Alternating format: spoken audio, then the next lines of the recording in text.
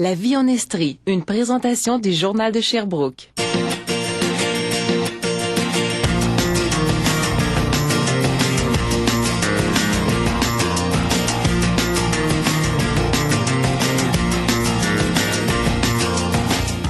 Lorsque mes invités d'aujourd'hui ont un peu de temps libre, ils s'amusent à cracher du feu, à jongler ou encore à lancer des couteaux. Bonjour tout le monde et bienvenue à La vie en Estrie. Rassurez-vous, ils ne sont pas dangereux du tout, ils sont simplement passionnés par l'univers du cirque. Je vous les présente, ils font partie du groupe de cirque, de l'école de cirque Alzado. Dans un premier temps, le membre fondateur, Éric Barsalou. Allô Éric? Bonjour Éric. Maxime Brunel qui est l'associé d'Éric. Bonjour Maxime. Bonjour. Et Vicky Lebrun qui est le kinésiologue. Bonjour Vicky. Bonjour. Je commence par toi, Éric, parce qu'il faut dire que tu as déjà fait partie du Cirque du Soleil. Tu as fait partie de plein de groupes, plein de spectacles et tout ça.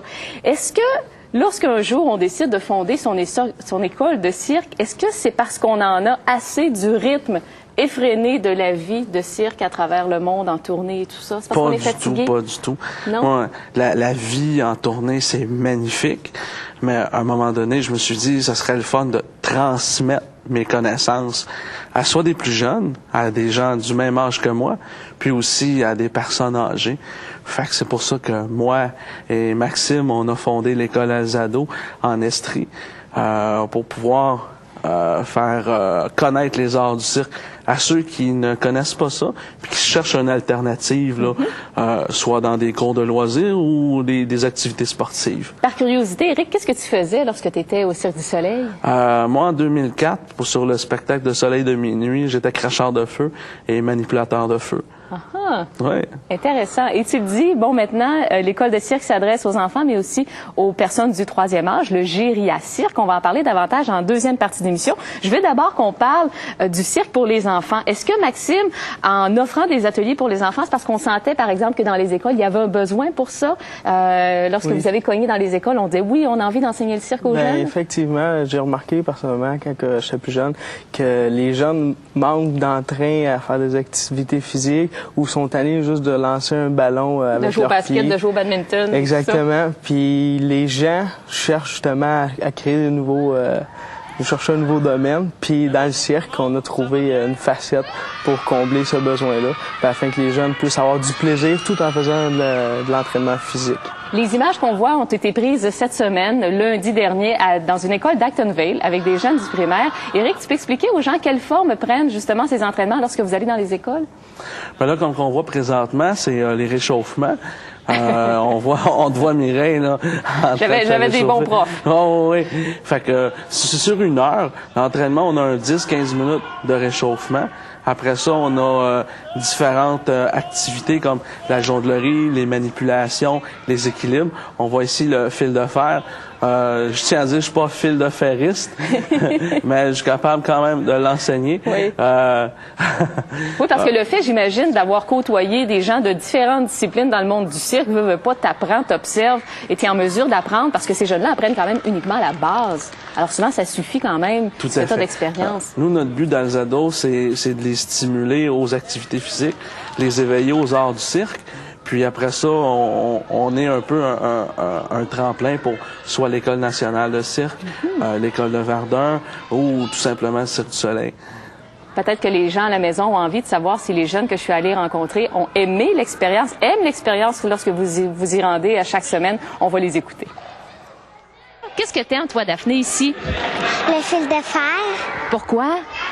Parce que j'ai fait de la gymnastique, puis je m'améliore beaucoup quand je le fais. Parce que c'est cool. Est-ce que tu aimerais ça un jour jouer dans un cirque? Ben, j'aime les acrobaties, le main à main, puis la jonglerie. Toi, tu as l'air particulièrement bon dans la jonglerie. Ben, pas vraiment. Ben, moi, c'est plus le bâton de fleurs. Ah, ça s'appelle comme ça. J'ai mêlé les choses.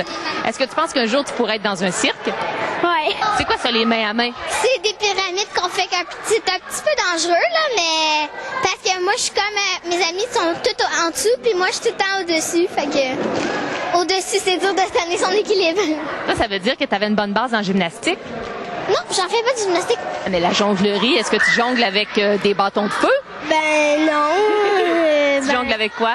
Ben des fleurs de couleur. Tu es capable d'en avoir combien de foulards de couleur en même temps? 2.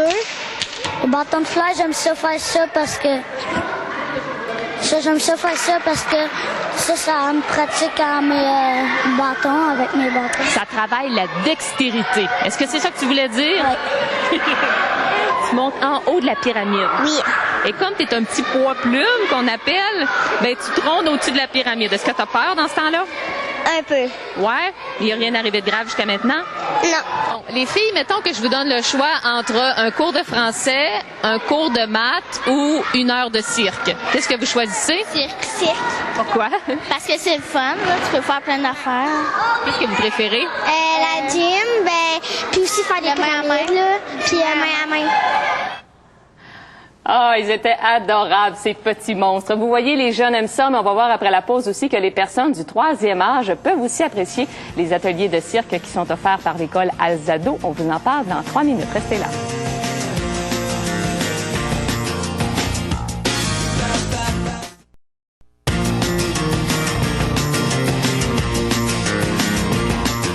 Avez-vous remarqué dans la vidéo que je vous ai présentée en première partie d'émission avec les jeunes du primaire qui expérimentent les ateliers de cirque avec l'école de cirque Alzado? Ils ont tous le sourire. Et d'ailleurs, Éric, qu'on surnommait au Cirque du Soleil le petit Bouddha.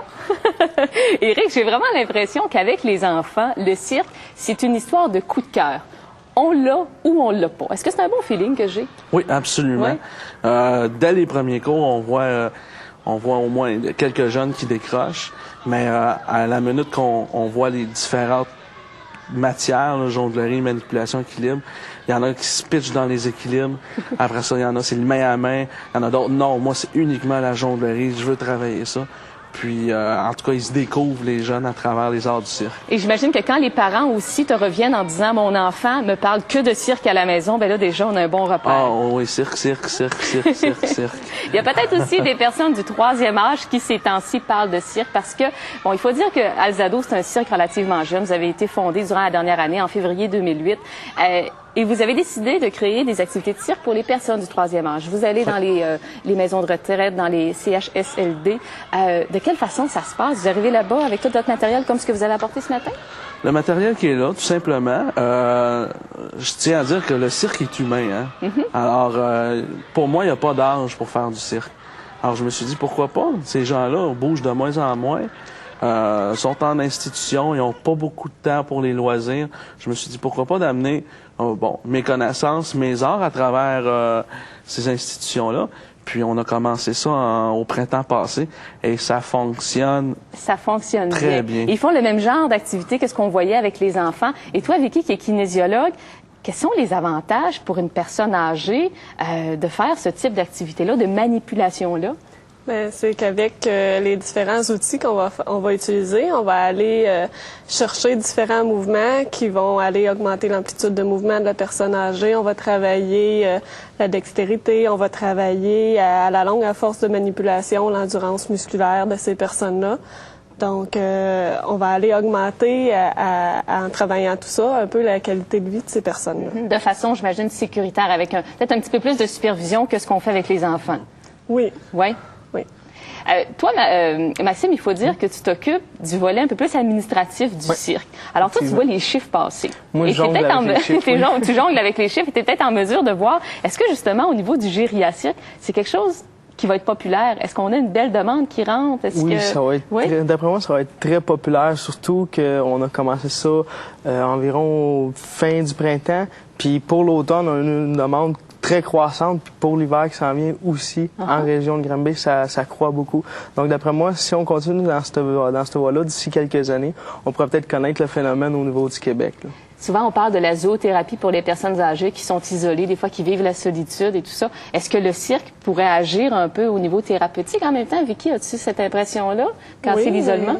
Il y a beaucoup de bienfaits au niveau physique pour les personnes âgées à faire du cirque, mais il reste, bien entendu, tout l'aspect social qu'on peut aller chercher, le contact humain et tout, qui va aider la personne âgée au niveau de l'estime de soi, entre autres, ou des choses comme ça. Le cirque est jeune, je l'ai dit, ça date de 2008 et déjà, on a une plaque en studio. Éric, Ben oui. et là, tu es tout excité parce que Ouais, la plaque, oui. elle date d'hier, elle est toute nouvelle. C'est quoi cette plaque-là? New Brand One. En fait, c'est un concours entrepreneurial dans la région de Granby. C'est Génération Avenir. C'est la jeune chambre de commerce qu'on est membre. Puis à chaque année, il y a un concours des nouvelles entreprises. Et ils ont sur une vingtaine d'entreprises, ils en ont gardé 5. On fait partie des 5 nominés pour le Grand Prix entrepreneurial. Que vous allez savoir quand, si vous gagnez? La plaque a été remise hier. Le prix a été remis aussi hier soir. C'est une entreprise de Granby qui a gagné. Mais écoutez, juste par la plaque, nous, on est très oui, contents. là, d'être déjà, nominés. la glace Oui, est cassée, ben oui. c'est parti. On a le site Internet, on voit votre affiche. On va sur le site de alzado.ca pour avoir tous les détails. Parce qu'encore une fois, j'imagine que vous avez de l'espace dans les cases horaires de la semaine pour attacher d'autres activités, des ateliers, autant avec les jeunes qu'avec les moins jeunes? Autant que les jeunes, les adultes et les moins jeunes. On peut faire aussi, on a un produit qui est du clown en entreprise aussi. On fait du team building avec une compagnie vibromontoise. Ça, des fois, pour les gens là, qui ont plus de difficultés à travailler ensemble, mais des fois, ça tisse des liens d'amitié. Toute l'équipe de Télé7. Ça pourrait être intéressant. Éric, Maxime et Vicky, merci beaucoup. À tout le monde à la maison, merci d'avoir été là. Passez une belle fin de semaine. Je vous retrouve lundi. Bye tout le monde.